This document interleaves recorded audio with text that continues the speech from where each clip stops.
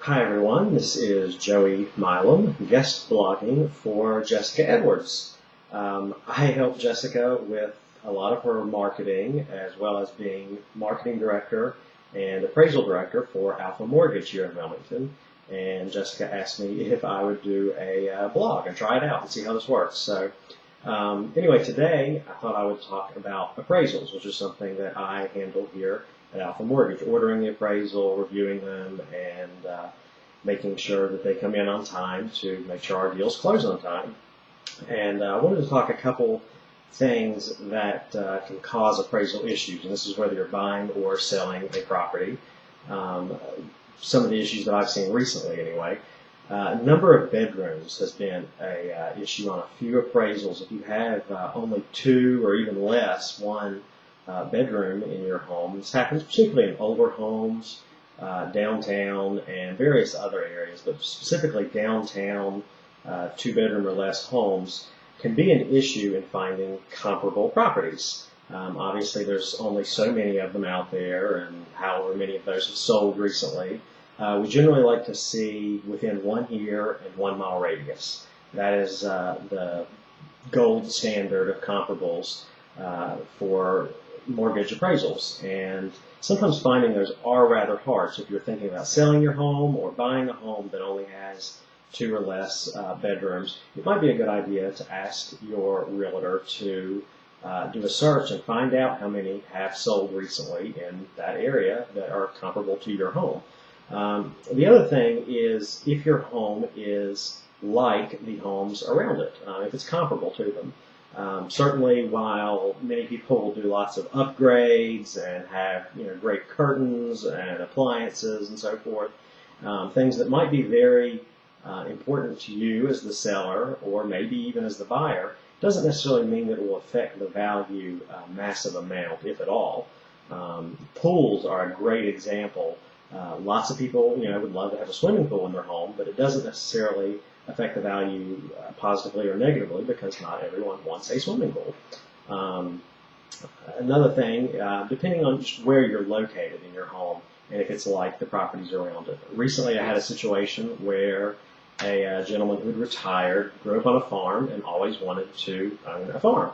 So he bought a 10-acre lot in an area about 30 minutes south of Wilmington in a very, very rural area, and bought 10 acres and built a 5,000 to 6,000 square foot home on the property. Beautiful, beautiful home, but there was literally nothing like it around. And while that may sound good as a marketing point, it's not good when you come time to get an appraisal.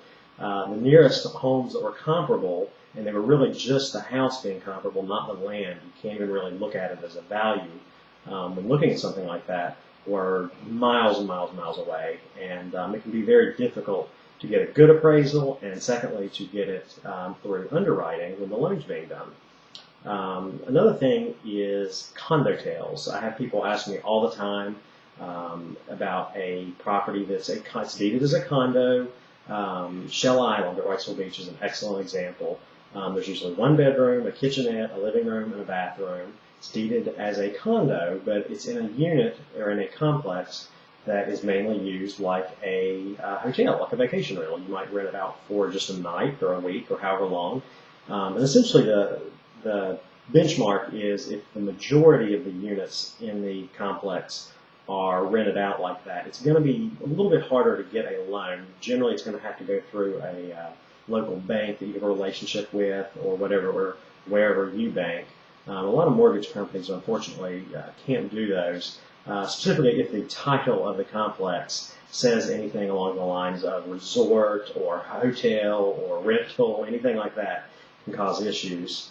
And then last but certainly not least are just a home being overpriced or overbuilt for a neighborhood. Kind of like the opposite of the home down in a rural area. If you have a home in an area, say downtown, which I had this happen recently, where a client had remodeled their home. It was a beautiful, beautiful home, but not necessarily like anything around it. It was much, much nicer than anything around it. And a lot of adjustments have to be made to get the subject property price comparable to comparable properties. So that can definitely cause an issue. You might want to think about that when thinking about adding on another 1,000, 2,000 square feet. If you're going to be the biggest home in the neighborhood, or have just these features that are far nicer than everything else in the neighborhood. It's great for you, but it can be an issue when you turn around to sell and you need to get an appraisal or refinance even. Finding comps can be hard. And last, I was going to talk real quickly about what interest rates are doing. We've seen them go up in the past 2 weeks pretty consistently, from around 4 to 4.25% 2 weeks ago. Today, just a little while ago, I checked. And today, if you are a conventional loan, which is under $417,000, and let's say 95% loan to value, putting 5% down, and you have a 740 plus credit score, adequate credit history and income, so forth, a really prime candidate is what I'm quoting here, you could probably expect 0 points, 0 origination at around 4.75%. If you want to go a little bit lower, you could pay a 1% origination fee and get that down to about 4.5 to 4.625, depending on. Obviously, these things change constantly, pretty much every hour on the hour throughout the day, up, down, and depends on what the market is doing. So that's the rates today. If you have any questions, you can feel free to email myself at Joey, Joey, .milam, M-I-L-A-M, at alphamortgage.com. I'm happy to answer any questions I can. Or likewise, contact Jessica, Jessica Edwards at seacoastrealty.com. And I can't encourage you enough to use Jessica as your realtor. She's great. And hope you have a good day. Thank you.